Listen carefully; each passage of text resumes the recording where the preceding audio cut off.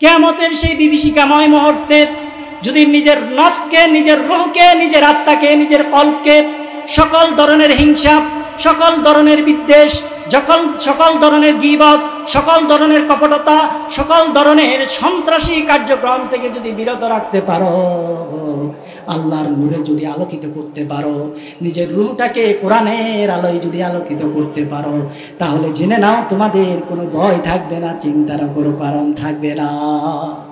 সুবহানাল্লাহ।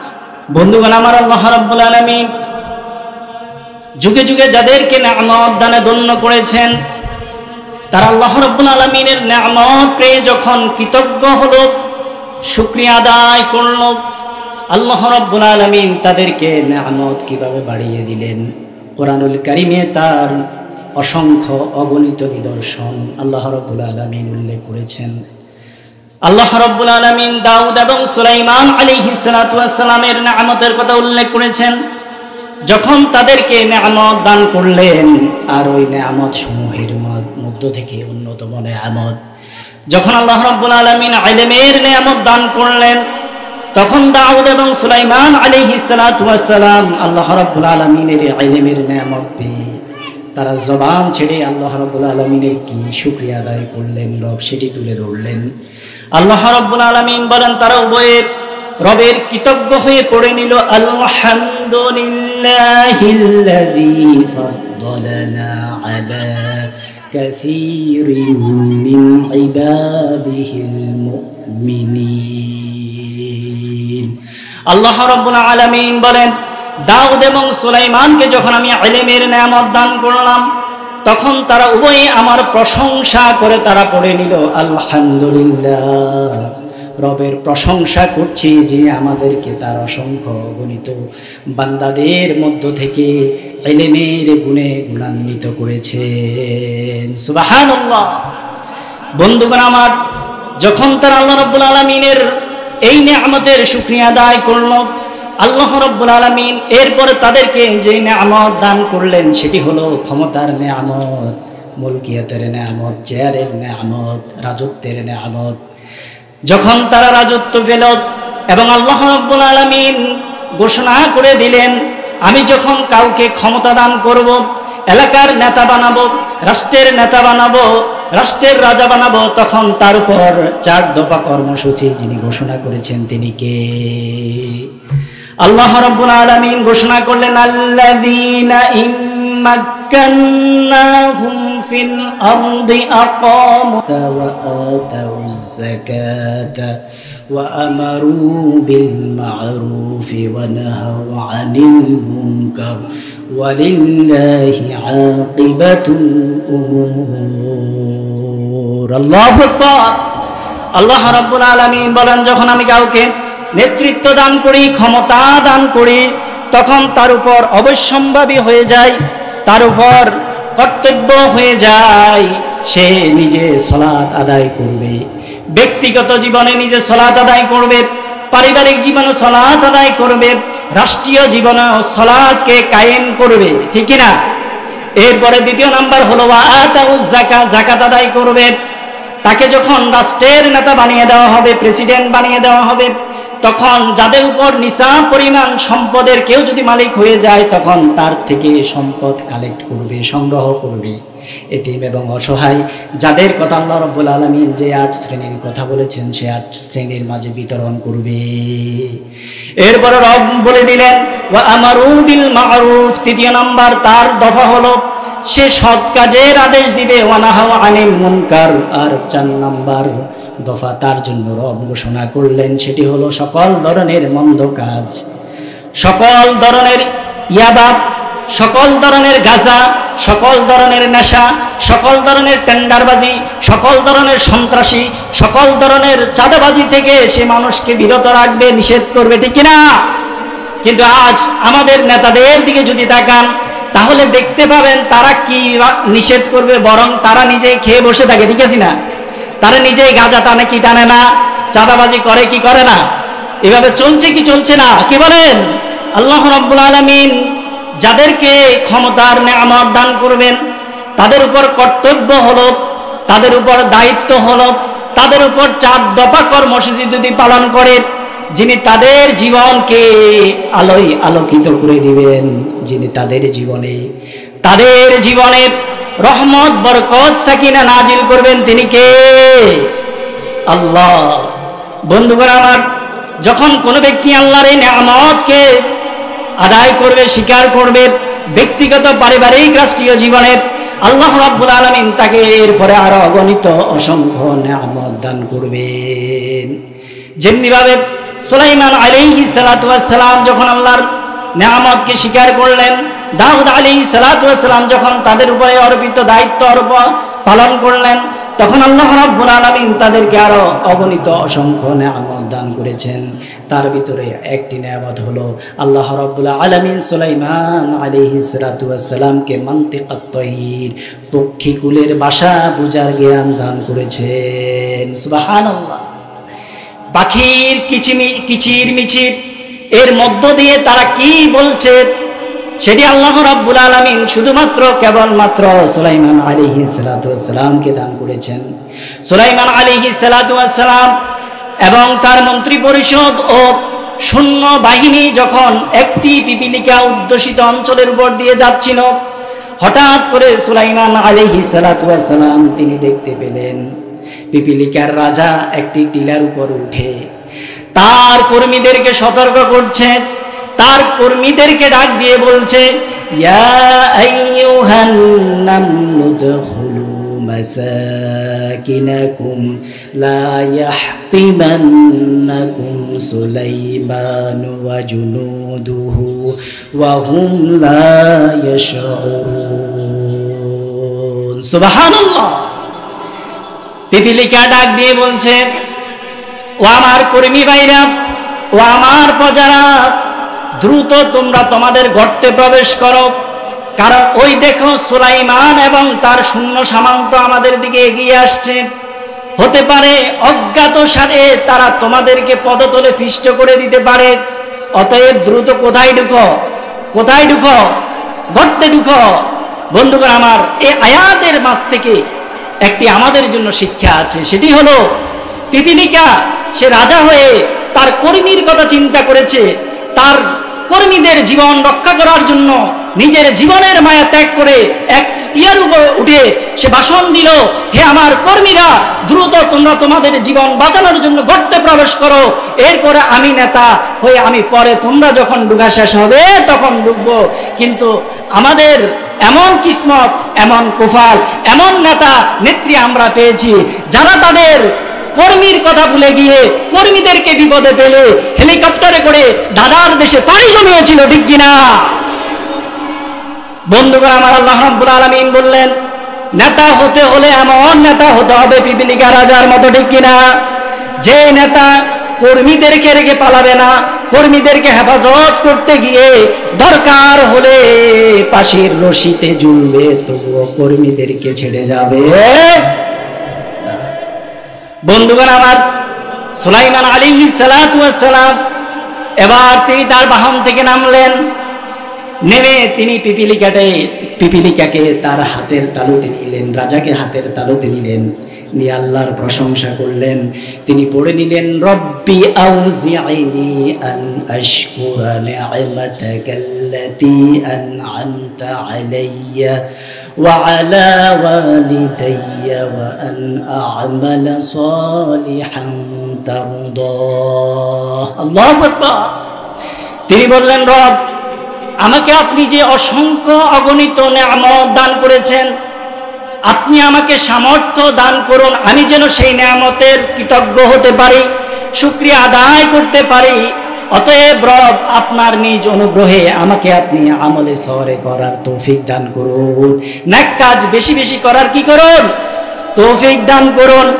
এরপরে তিনি আবার বললেন, وأدخلني برحمتك في عبادك الصالحين, আমাকে আপনার নিজ অনুগ্রহে যারা আপনার ইবাদত গুজার বান্দা তাদের অন্তর্ভুক্ত করে দিন। বলি সুবহানাল্লাহ। বন্ধুগণ আমার, খেয়াল করুন, সুলাইমান আলাইহিস সালাতু ওয়াস সালাম তিনি একজন পয়গম্বর, তিনি একজন রাসূল, উনাকে পাঠানো হয়েছে তার সময়কার পথহারা দিশেহারা মানুষগুলোকে পথ দেখানোর জন্য।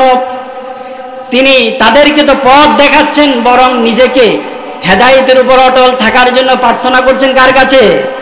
কার কাছে?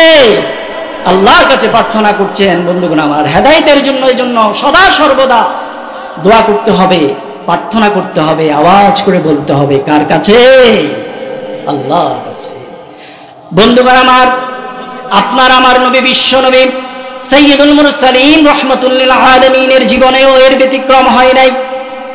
আম্মা জান উম্মে সালামা রাদিয়াল্লাহু তাআলা আনহা কে সাহাবায়ে কেরাম রিদওয়ানুল্লাহি তাআলা আলাইহিম আজমাইন প্রশ্ন করলেন, ইয়া মুমিন জননী, হে মুমিনদের মা, রাসূল সাল্লাল্লাহু আলাইহি ওয়াসাল্লাম যখন আপনার গৃহে অবস্থান করত তখন তিনি বেশি বেশি কোন দোয়াটি জপতেন, কোন দোয়াটি পড়তেন? আম্মা জান উম্মে সালামা রাদিয়াল্লাহু তাআলা আনহা বলেন, ও রাসূলের সাহাবীরা শুনে নাও, রাসূল যখন আমার কামরায় থাকতেন, আমার হুজরায় থাকতেন, তখন আমি দেখেছি রাসূল সাল্লাল্লাহু আলাইহি ওয়াসাল্লামকে সদা সর্বদা একটি দোয়া পড়তে, সেটি হলো ইয়া মুকাল্লিবাল কুলুবি সাব্বিত কলবি আলা দীনিক। সুবহানাল্লাহ। তিনি সদা সর্বদা পড়তেন, হে অন্তর সমূহের পরিবর্তনকারী, আমার অন্তরকে আপনার দ্বীনের উপর, আপনার ইসলামের উপর ইস্তেকামত রাখুন। সুবহানাল্লাহ। বন্ধুগণ আমার, সাহাবায়ে কেরাম রিদওয়ানুল্লাহি তাআলা আলাইহিম আজমাইন যখন তারা আম্মা জান উম্মে সালামা থেকে এই নিউজটি যখন তারা পেলেন, বার্তাটি যখন তারা পেলেন রাসূল সদা সর্বদা এই দোয়াটি পড়েন, তখন রাসূলকে প্রশ্ন করলেন তারা, ইয়া রাসূলুল্লাহ, আপনাকে তো আমাদের জন্য পাঠানো হয়েছে, ওয়াদাইয়ান ইলাল্লাহি বিইযনি, আপনাকে তো আমাদের হেদায়েতের জন্য পাঠানো হয়েছে, আপনাকে তো পাঠানো হয়েছে ওয়া মা আরসালনাকা ইল্লা রাহমাতাল লিল আলামিন, আপনাকে তো দুনিয়ার জন্য রহমতের, করুণার মুক্ত প্রতীক হিসেবে পাঠানো হয়েছে। বুঝলাম না, আপনিও দেখি হেদায়েতের উপর অটল থাকার দোয়া করেন, বুঝে আসে না, একটু বুঝিয়ে বলুন। আপনাদেরও মনে এই ধরনের প্রশ্ন জেগেছে কিনা? বন্ধুগণ আমার, রাসূল সাল্লাল্লাহু আলাইহি ওয়াসাল্লাম বললেন, রাসূল সাল্লাল্লাহু আলাইহি ওয়াসাল্লাম বললেন, হে আমার সাহাবীরা শুনে নাও, পৃথিবীর আদি থেকে অন্ত পর্যন্ত যত রূহ আল্লাহ রাব্বুল আলামিন পাঠিয়েছেন, পাঠাবেন, সকল রূহ আল্লাহ রাব্বুল আলামিনের দুই আঙ্গুলের মাঝে অবস্থান করে। সুবহানাল্লাহ। রব যখন যেই নফসটিকে, যে কল্পকে, যে অন্তরকে, যে রূহটাকে পরিবর্তন করে দিতে চান, সেভাবেই পরিবর্তন করে দেন। অতএব আমি এই জন্য সদা সর্বদা আমি এই দোয়াটা করি, ইয়া মুকাল্লিবাল কুলুব সাব্বিত কলবি আলা দীনিক, হে অন্তর সমূহের পরিবর্তনকারী, আমার অন্তরকে আপনার দ্বীনের উপর, আপনার ইসলামের ইমারতের উপর মজবুত রাখুন। বলি আল্লাহু আকবার। বন্ধুগণ আমার, এখানে একটা জিনিস বুঝার আছে, সেটি হলো যে রাসূলের পূর্বে পরের সকল গুনাহকে আল্লাহ রাব্বুল আলামিন ক্ষমা করে দিয়েছেন। আল্লাহ রাব্বুল আলামিন রাসূল সাল্লাল্লাহু আলাইহি ওয়াসাল্লামের পূর্বে পরের সকল গুনাহকে ক্ষমা করে দিয়েছেন। রাসূল সাল্লাল্লাহু আলাইহি ওয়াসাল্লাম হলেন সাইয়্যিদুল মুরসালিন ওয়ান নাবিয়্যিন, যিনি আল্লাহ রাব্বুল আলামিনের পরে শ্রেষ্ঠত্বের মাকামে অধিষ্ঠিত সেই রাসূলের যদি এভাবে তিনি হেদায়েতের উপর ইস্তেকামত থাকার দোয়া করে থাকেন, তাহলে আপনার আমার কত বেশি, কত লক্ষবার, কত কোটিবার এই দোয়াটি জপা উচিত, ঠিক না? আপনার আমার জীবন প্রতিটা মুহূর্তে আপনি আমি অগণিত অসংখ্য গুনাহের মাঝে নিমজ্জিত, প্রতিটা মুহূর্তে আমি দলালাতের দিকে আগুয়ান হচ্ছি। অতএব এখন চিন্তা করার বিষয় এসেছে কিনা যে আমাকে আপনাকে কত লক্ষবার, কত কোটিবার এই দোয়াটি জপা উচিত, ইয়া মুকাল্লিবাল কুলুব সাব্বিত কলবি আলা দীনিক, হে অন্তর সমূহের পরিবর্তনকারী, আমার অন্তরকে আপনার দ্বীনের উপর, আপনার ইসলামের উপর ইস্তেকামত রাখুন। সকল বলি আমিন। এজন্য সদা সর্বদা সুলাইমান আলাইহিস সালাতু ওয়াস সালাম তিনি রবের নিকট প্রার্থনা করলেন, রব্বুল আলামিন আমাকে আপনার দ্বীনের উপর, আপনার ইসলামের উপর ইস্তেকামত রাখুন। আল্লাহ রব্বুল আলামিন সুলাইমান আলাইহিস সালাতু ওয়াস সালামের প্রার্থনা কবুল করলেন। সে কিভাবে আমি আপনি যদি শুকরিয়া আদায় করতে পারি নিয়ামতের, না শুকরিয়া আদায়কারী, তাহলে বলেন তো আপনার আমার জীবনকে যিনি সুজলা সুফলা শস্য শ্যামলা করে দিবেন, আওয়াজ করে বলতে হবে তিনি কে? এজন্য রাসূল বলেন আজাবান লিআমরিল মুমিন, মুমিনের জীবন বড় আশ্চর্যজনক। মুমিন যখন নিয়ামত প্রাপ্ত হয়, নিয়ামত লাভ করে, তখন তার নিয়ামতটাকে যিনি কল্যাণে রূপান্তরিত করে দেন তিনি কে? আর মুমিনের উপর যখন বালা মুসিবত পৌঁছে যায়, বিপদ আপদ যখন আপতিত হয়, সে সময় সে সবর করে, ধৈর্য ধারণ করে। আর সবর আর ধৈর্য ধারণ করার কারণে যিনি তার জীবনকে আলোকিত করে দেন তিনি কে? এজন্য বন্ধুগণ, আল্লাহ রাব্বুল আলামিন যারা বিপদের মুহূর্তে ধৈর্য ধারণ করেছে, সবর করেছে, তাদের ওই বিপদকে কিভাবে আল্লাহ রাব্বুল আলামিন নিয়ামতে রূপান্তরিত করলেন তার দৃষ্টান্ত আল্লাহ রাব্বুল আলামিন কোরআনে তুলে ধরলেন। আল্লাহ রাব্বুল আলামিন আইয়ুব আলাইহিস সালাতু ওয়াস সালামের কাহিনী তুলে ধরলেন। আইয়ুব আলাইহিস সালাতু ওয়াস সালামকে আল্লাহ রাব্বুল আলামিন অনেক সম্পদ দান করেছিলেন, অনেক সন্তান দান করেছেন, সমাজের নেতাও বানিয়েছেন। কিন্তু আইয়ুব আলাইহিস সালাতু ওয়াস সালামকে পরীক্ষা করার জন্য আল্লাহ রাব্বুল আলামিন এমন এক মুসিবতে ফেলে দিলেন, যে মুসিবতের কারণে সমাজের সকল লোকজন আইয়ুব আলাইহিস সালাতু ওয়াস সালামকে ছেড়ে চলে গেল, তার সন্তানরা তাকে ছেড়ে চলে গেল, সম্পদ হাত থেকে চলে গেল। আইয়ুব আলাইহিস সালাতু ওয়াস সালাম তিনি গহীন জঙ্গলে আশ্রয় গ্রহণ করলেন, গহীন জঙ্গলে আশ্রয় গ্রহণ করলেন এবং সদা সর্বদা আল্লাহ রাব্বুল আলামিনের জিকিরে মশগুল থাকলেন। একদিন হঠাৎ তিনি দেখতে পেলেন তার সমস্ত শরীর পছন্দ ধরতে ধরতে তার জিহ্বায়ও পছন্দ ধরেছে। তখন তিনি রবকে জীবনের প্রথমবারের মতো সুস্থতার জন্য আহ্বান জানালেন। আল্লাহ রাব্বুল আলামিনকে তিনি ডেকে বললেন, ওয়া আইয়ুবা ইয নাদা রাব্বাহু আন্নী মাসসানিয়াদ দুররু ওয়া আনতা আরহামুর রাহিমিন। সুবহানাল্লাহ। আল্লাহকে বললেন, রব, ক্ষতি আমাকে স্পর্শ করেছে, আর আপনি দয়াবানদের মাঝে শ্রেষ্ঠ দয়াবান। আল্লাহ রাব্বুল আলামিন বলেন, আইয়ুবের এই প্রার্থনাকে আমি কবুল করে নিলাম। আল্লাহ রাব্বুল আলামিন আয়াত নাজিল করে জানিয়ে দিলেন কিভাবে কবুল করলাম। হে মুহাম্মদ সাল্লাল্লাহু আলাইহি ওয়াসাল্লাম, শুনো। ফাস্তাজাবনা লাহু فكشفنا ما به من ضر وآتيناه أهله ومثلهم معهم رحمة من عندنا وذكرى للعابدين। الله أكبر। আল্লাহ রাব্বুল আলামিন বলেন, আমি আইয়ুবের প্রার্থনাকে কবুল করে নিলাম। আইয়ুব আলাইহিস সালাতু ওয়াস সালাম যে দোয়া করেছিল তার প্রার্থনা কবুল করে নিয়ে তাকে আরোগ্য দান করলাম, শেফা দান করলাম। শুধু তাই নয়, সে যা হারিয়েছিল সন্তানদেরকে তার কাছে ফিরিয়ে দিলাম। সুবহানাল্লাহ।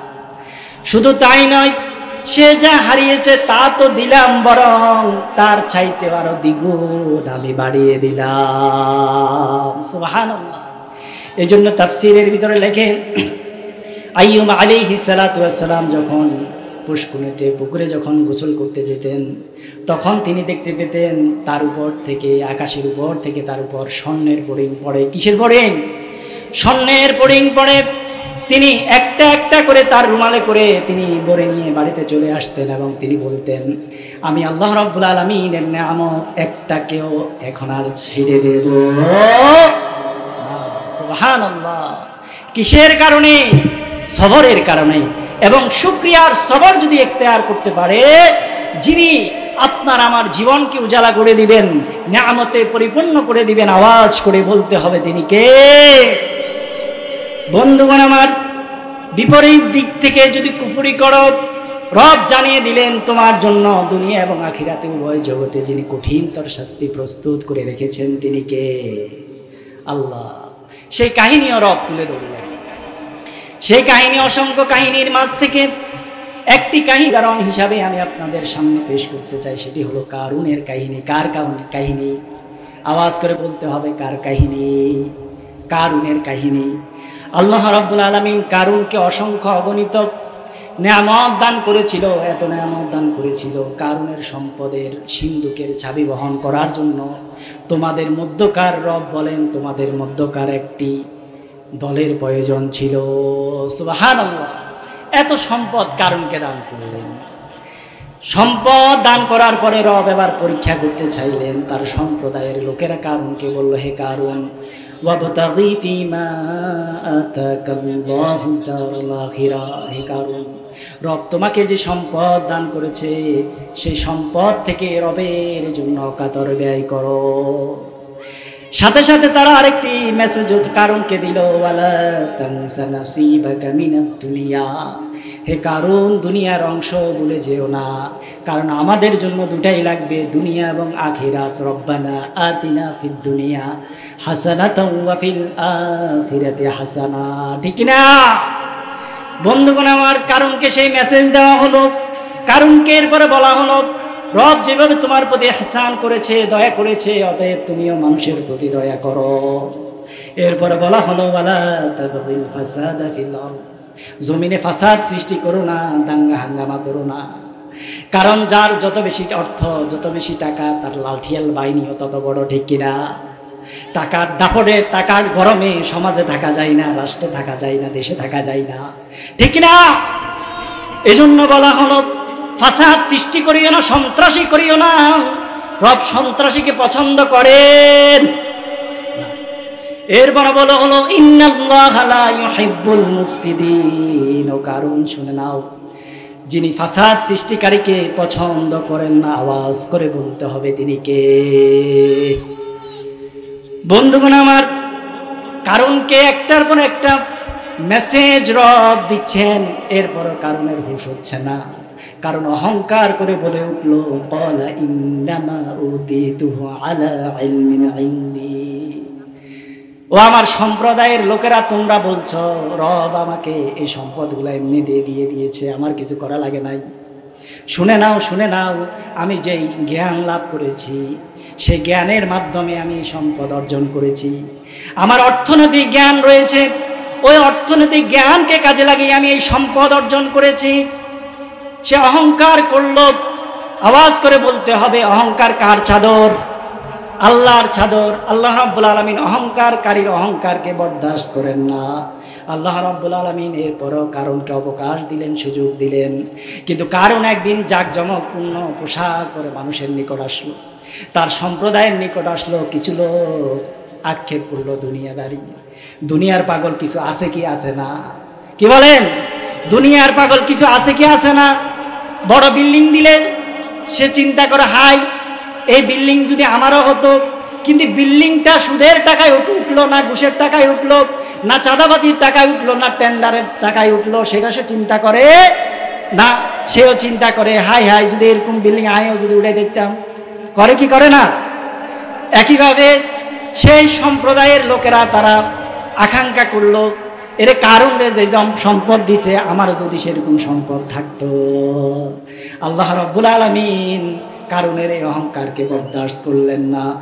রব বলেন, ফাখাসাফনা বিহি ওয়া বিদারিহিল আরদ, মুহূর্তের মধ্যে আমি কারুনকে এবং তার সাম্রাজ্যকে ভূগর্ভে বিলীন করে দিলাম। আল্লাহু আকবার। বন্ধুগণ আমার, এরপরে রব আরেকটা মজার কথা বললেন। রব বললেন, ফামা কানা লাহু মিন ফিয়াতিন ইয়ানসুরুনাহু মিন দুনিল্লাহ, কারুনকে আমার এই আযাব থেকে, গজব থেকে রক্ষা করতে পারে সেই সময়ে তার যত বন্ধু ছিল তারাও পারে নাই। তার যত সুপার পাওয়ার থাকে পৃথিবীর, তাদেরও বন্ধু এই ধরনের সুপার পাওয়ার থাকে কি থাকে না? থাকে। এর পরের আয়াত আলোচনা করলেই বুঝে আসবে। আল্লাহ রাব্বুল আলামিন এরপরে বলতেছেন, ওয়ামা কানা মিনাল মুনতাসিরিন, কারুনের তো অনেক লাঠিয়াল বাহিনী ছিল, অনেক টাকা পয়সা ছিল। আল্লাহ রাব্বুল আলামিন বলেন, যখন আমি দৌড়লাম তখন আমার এই ধরা থেকে সে নিজেকেও রক্ষা করতে পারে না। পেরেছিল? বর্তমান দুনিয়ার দিকে তাকান, আমেরিকার লস অ্যাঞ্জেলস অঙ্গরাজ্যের দিকে তাকান, ক্যালিফোর্নিয়া অঙ্গরাজ্যের দিকে তাকান, যেখানে দাবানল ছড়িয়ে পড়েছে চতুর্দিকে, দাবানলে মাইলের পর মাইল, হাজার হাজার মাইল আগুনে বশীভূত করে দেওয়া হয়েছে। কিন্তু তাদের তো সব কিছু ছিল, পৃথিবীর সবচেয়ে সুপার পাওয়ার তো তারা, তাদের তো দমকল বাহিনীও ছিল, তাদের তো আগুন নিবানোর বাহিনীও ছিল, বলেন তো তাদের তো হেলিকপ্টারও ছিল। তারপরেও আল্লাহর এই ক্রোধ থেকে, আক্রোশ থেকে তারা কি বাঁচতে পেরেছিল? কি বলেন, বাঁচতে পেরেছে? অতএব রব জানিয়ে দিলেন, ইন্না বাতশা রাব্বিকা লাশাদীদ। আমি যখন ধরি তখন দেখি না হাতে সুপার পাওয়ার নাকি কি। সেরকম সুপার পাওয়ার ফেরাউনকেও ধরেছিল কিনা? আওয়াজ করতে হবে, ধরছিল কিনা? পানির ভিতরে ধরেছিল কিনা? একা ধরেছে না শূন্য সামন্ত সহ ধরেছে? অস্ত্র শস্ত্র সজ্জা ধরেছে কিনা? ধরার সাথে সাথে সে বলল, রব আমি ঈমান আনলাম, ঈমান আনলাম, আল-আন আমি ঈমান আনলাম। আল্লাহ বনী ইসরাইল যে রবের প্রতি ঈমান এনে উত্তাল তরঙ্গমালা নদী পার হয়ে চলে গিয়েছে, অতএব আমিও ঈমান আনলাম। রব এবার পানে মাইরো না, একটু বাঁচাও, দ্বীনের খেদমত যাতে করতে পারি। আল্লাহ রাব্বুল আলামিন বলেন, আল-আন ও ফেরাউন, এখন বলছো তুমি ঈমান আনছো। এর আগে তোমাকে বারবার 9টি নিদর্শন দিয়ে তোমাকে সতর্ক করা হয়েছে, তখন তো তোমার বুঝে আসে নাই, তখন তো তুমি বলেছিলে আনা রাব্বুকুমুল আ'লা। আজ তুমি বলছো আমি সারেন্ডার করলাম, আল্লাহ ঈমান আনলাম। জেনে নাও, শুনে নাও, তোমাকে আর সুযোগ দেওয়া হবে না।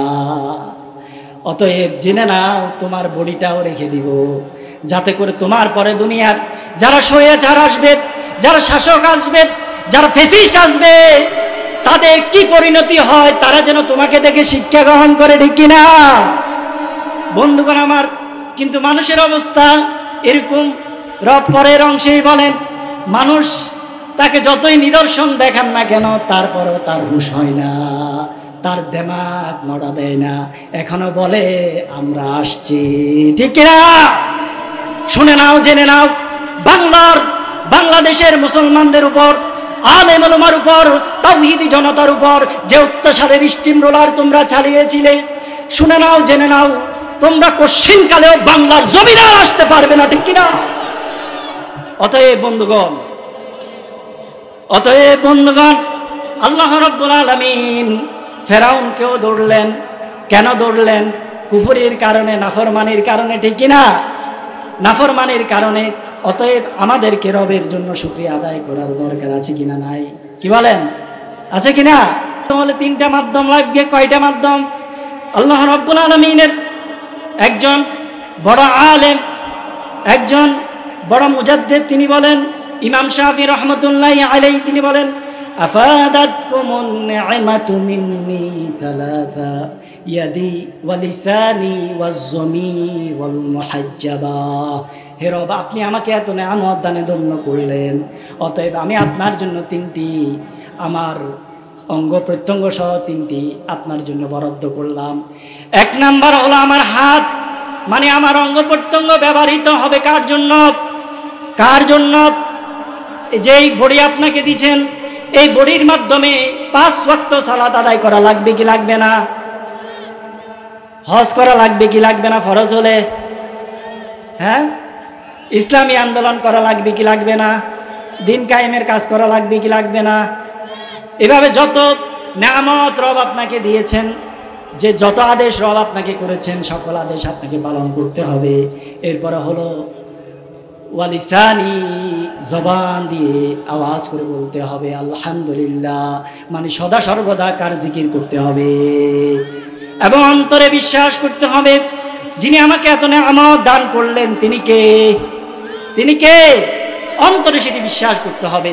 তাহলে আল্লাহ রাব্বুল আলামিন দাউদ এবং সুলাইমান আলাইহিস সালাতু ওয়াস সালামের মতো, আইয়ুব আলাইহিস সালাতু ওয়াস সালামের মতো আপনাকে নেয়ামত দানে ধন্য করবেন। আর যদি ব্যতিক্রম করেন, তাহলে কারণের যেই পরিণতি হয়েছে, ফ্যাসিস্টদের যেই পরিণতি হয়েছে, জালিমদের যেই পরিণতি হয়েছে, ফেরাউনের যেই পরিণতি হয়েছে, আপনারও সেই পরিণতি হবে, ঠিক কিনা?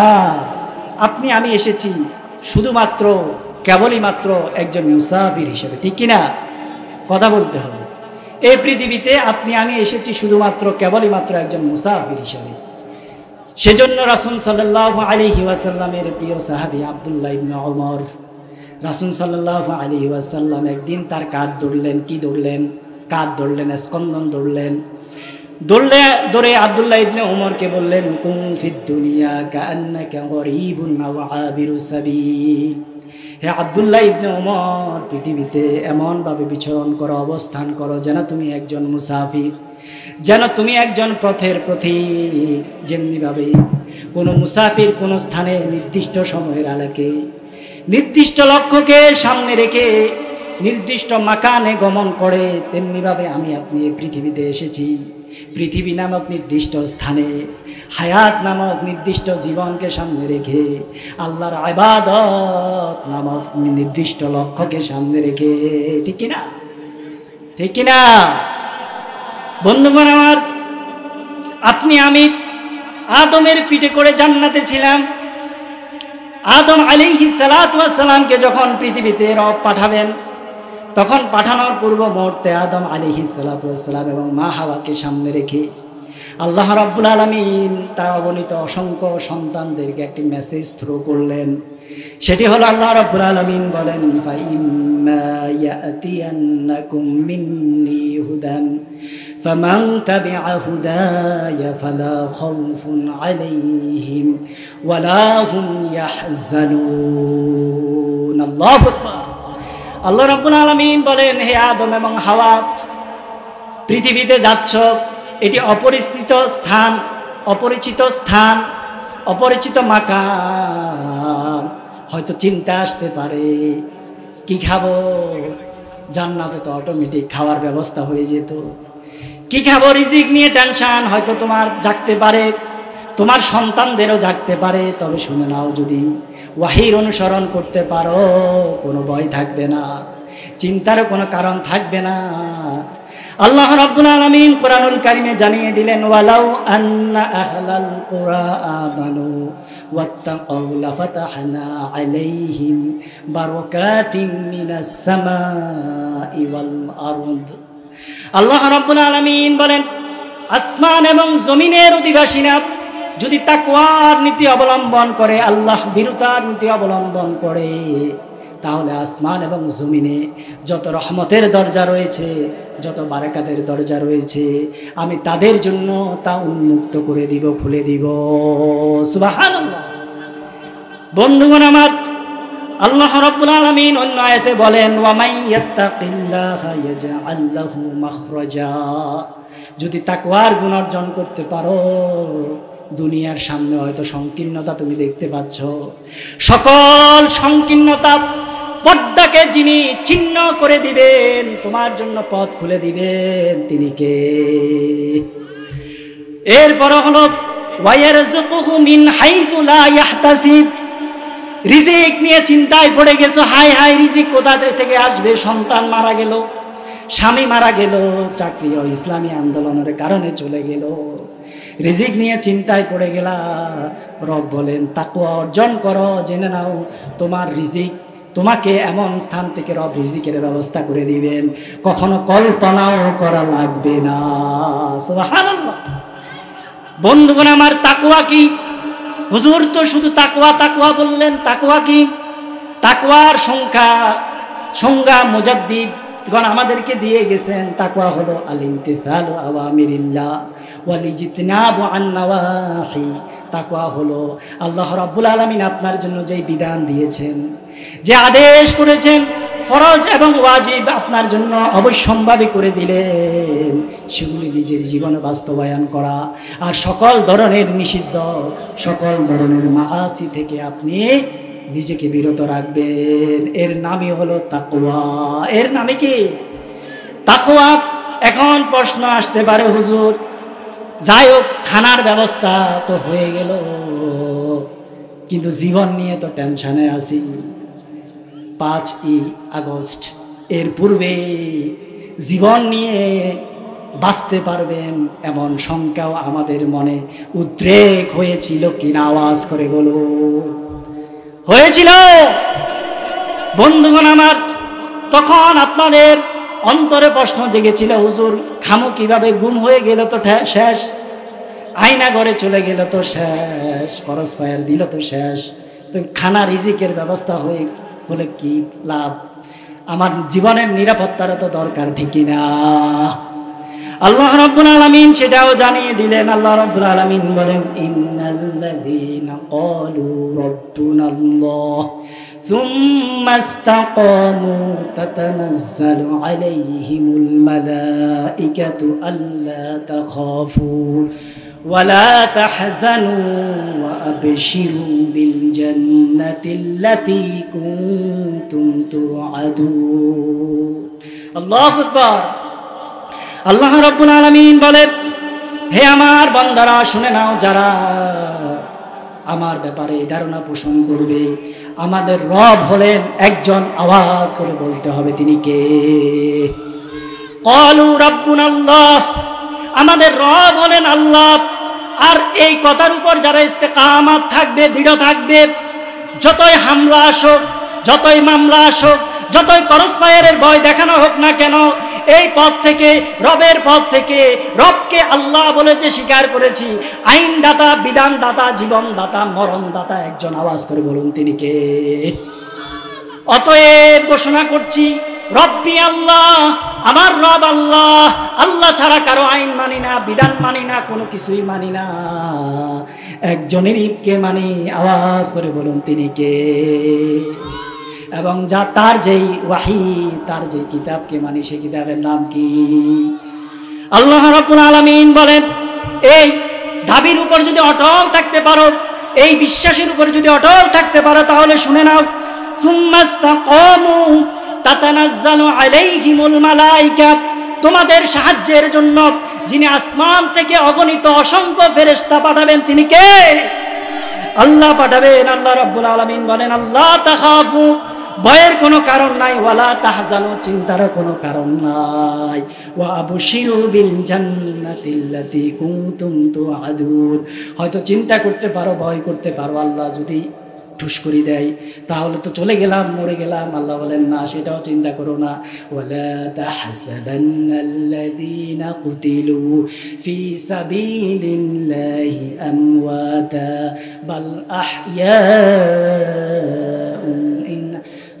আহইয়াউন ইনদা রাব্বিহিম ইউরযাকুন। সুবহানাল্লাহ। আল্লাহ রাব্বুল আলামিন বলেন, যারা আল্লাহর রাহে নিয়ত হয়ে যায়, যারা আল্লাহর রাহে মারা যায়, তাদেরকে তোমরা মৃত বলো না, তারা বাল আহইয়াউন, তারা জীবিত, তারা যার কাছ থেকে রিজিক প্রাপ্ত হয়, আওয়াজ করে বলুন তিনি কে? মৃত্যুর পরেও তাদের রিজিক চলে, মৃত্যুর পরেও তাদের খানা চলে, মৃত্যুর পরেও তাদের জন্য সকল ধরনের ফলমূলের যিনি ব্যবস্থা করেন, আওয়াজ করে বলুন তিনি কে? আল্লাহ। সুবহানাল্লাহ। বন্ধুগণ আমার, আল্লাহ রাব্বুল আলামিন এই আয়াতের ভিতরে একটা কথা বলেছেন, তোমাদের সাহায্যের জন্য আমি আসমান থেকে ফেরেশতা পাঠাবো। আল্লাহ রাব্বুল আলামিন কি পাঠিয়েছিলেন কিনা? হ্যাঁ, পাঠিয়েছিলেন। আল্লাহ রাব্বুল আলামিন বদরে পাঠিয়েছেন, উহুদে পাঠিয়েছেন, খন্দকে পাঠিয়েছেন।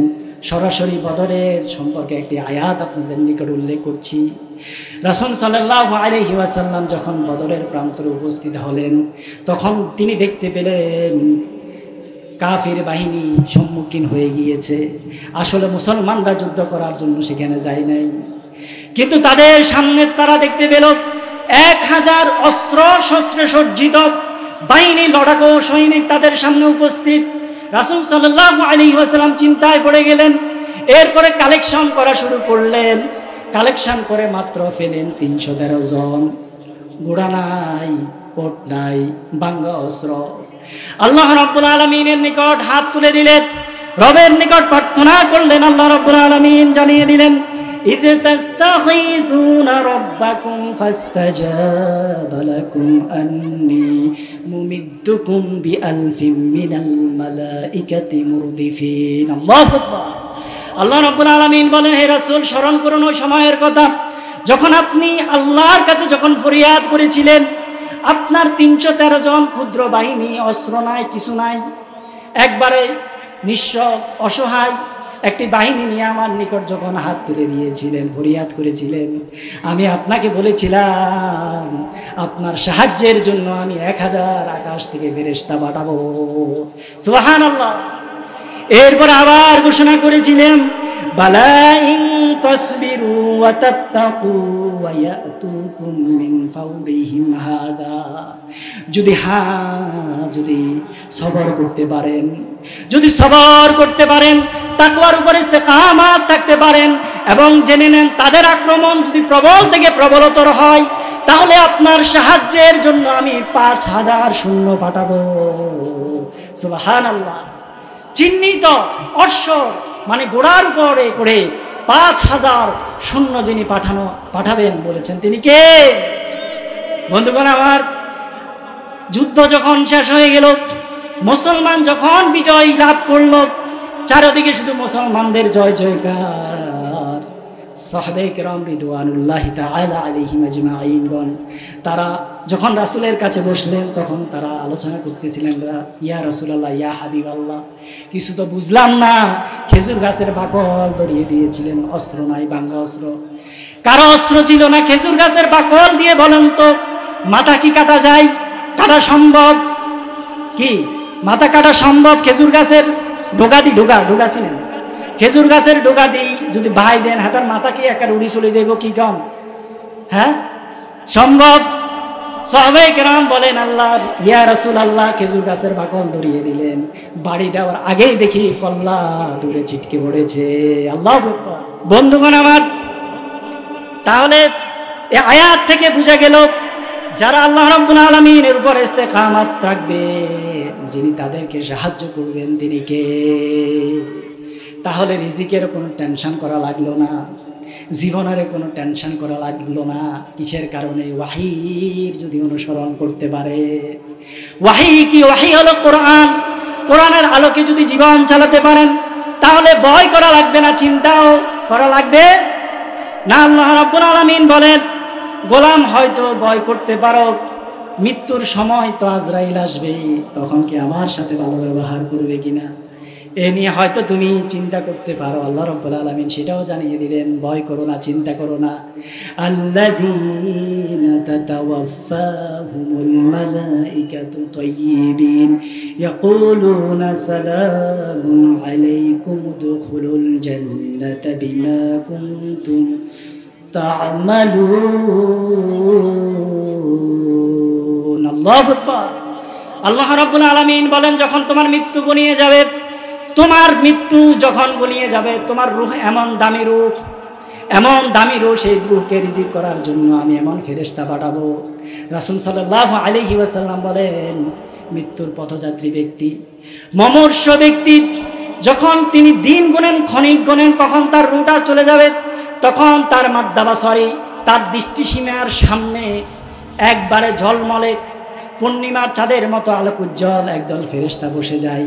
তারা সাথে করে নিয়ে আসে দুইটা জিনিস জান্নাত থেকে, একটা হলো কফিন, একটা হলো হানুত মানে সুগন্ধি।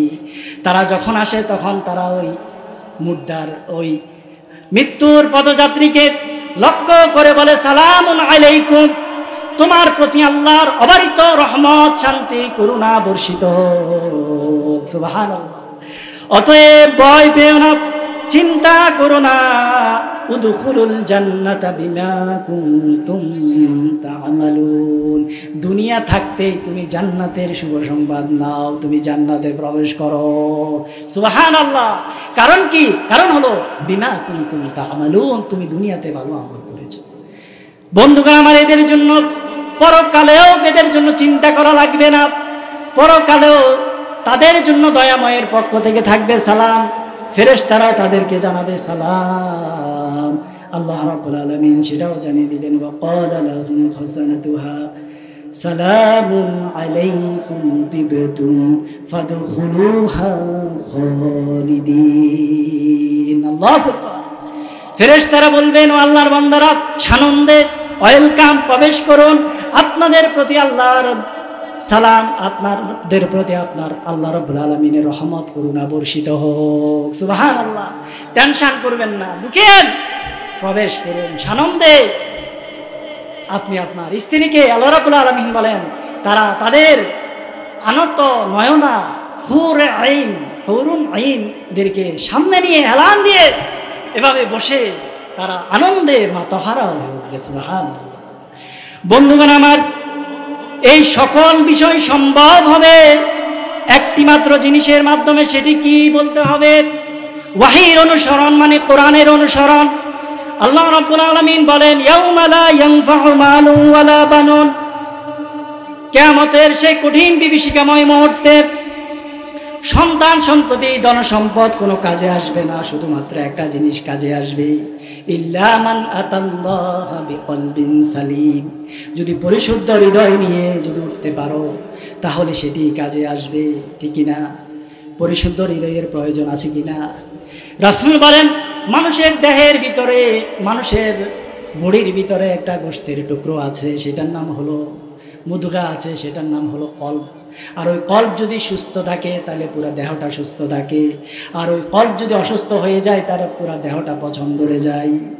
বন্ধুগণ আমার, একটা উদাহরণ দিলে বুঝে আসবে। লোকমান হাকিম, যাকে আল্লাহ রাব্বুল আলামিন প্রজ্ঞা দান করেছিলেন, হিকমত দান করেছিলেন, একদিন লোকমান হাকিমের মনিব বলল, লোকমান, কিছু বুঝি না, অনেক মানুষ দেখি তোমার কাছে আসে, তোমার ফজর হওয়ার আগে তোমার বাড়ির চারপাশে মানুষ দেখি বসে থাকে, কারণ কি কি কথা বলো, কি কথার চমক তোমার নিকট রয়েছে, আমি একটু তোমাকে টেস্ট করতে চাই। লোকমান হাকিমকে আবার তার মনিব বলল, লোকমান, এখানে যে বেড়াগুলো আছে তার থেকে একটা বেড়া নিয়ে যাও এবং ওই বেড়াগুলা থেকে, ওই ছাগল থেকে সবচেয়ে দামি অঙ্গটি আমার কাছে নিয়ে আসো। লোকমান হাকিম যখন একটি বকরি নিয়ে গেলেন, ছাগল নিয়ে গেলেন, যাওয়ার পরে ওই ছাগলের সবচেয়ে দামি যে অঙ্গ, দামি জিনিসটা নিয়ে আসলেন, সেটি ছিল কল্ব, সেটি ছিল হৃৎপিণ্ড। সেটিকে হৃৎপিণ্ড রূপ নিয়ে আসলেন। এরপরে আবার মনিব বললেন, লোকমান, আবার যাও, আরেকটি ছাগল নিয়ে যাও, এবার একবারে সবচেয়ে খারাপ নিকৃষ্টটা নিয়ে আসো। এরপর আরেকটি নিয়ে গেলেন, নিয়ে যাওয়ার পরে এরপরে নিয়ে আসলেন, আবার আগের মতো হার্ট নিয়ে আসলেন, হৃৎপিণ্ড নিয়ে আসলেন। মনিব বলল, ও লোকমান, কিছু তো বুঝলাম না, প্রথমে বললাম উৎকৃষ্ট আনো, তখনও আনলা কাল্ব, এরপরে বললাম নিকৃষ্ট আনো, তারপরও আনলা কাল্ব, মানে হার্ট, কি বুঝলাম না। লোকমান হাকিম বলল, আমার মনিব, মানুষের দেহের মধ্যে যদি কল্ব যদি সুস্থ থাকে, পরিচ্ছন্ন থাকে, তাহলে তার পুরো দেহটা সুস্থ থাকে। আর যদি ওই কল্বটা অসুস্থ হয়ে যায়, ওই কল্বটা অসুস্থ হয়ে গেলে ওই বডিটার কোনো লাভ থাকে না, বডিটার কোনো গুরুত্ব থাকে না, বডিটার কোনো দাম থাকে না, বডিটার দিয়ে কোনো কাজ হাসিল করা সম্ভব নয়। আর সেটি হলো কল্ব। অতএব রব জানিয়ে দিলেন, কিয়ামতের সেই বিভীষিকাময় মুহূর্তে যদি নিজের নফসকে, নিজের রূহকে, নিজের আত্মাকে, নিজের কল্বকে সকল ধরনের হিংসা, সকল ধরনের বিদ্বেষ, সকল ধরনের গীবত, সকল ধরনের কপটতা, সকল ধরনের সন্ত্রাসী কার্যক্রম থেকে যদি বিরত রাখতে পারো, আল্লাহর নূরে যদি আলোকিত করতে পারো, নিজের রূহটাকে কোরআনের আলোয় যদি আলোকিত করতে পারো, তাহলে জেনে নাও তোমাদের কোনো ভয় থাকবে না, চিন্তার কোনো কারণ থাকবে না। সুবহানাল্লাহ।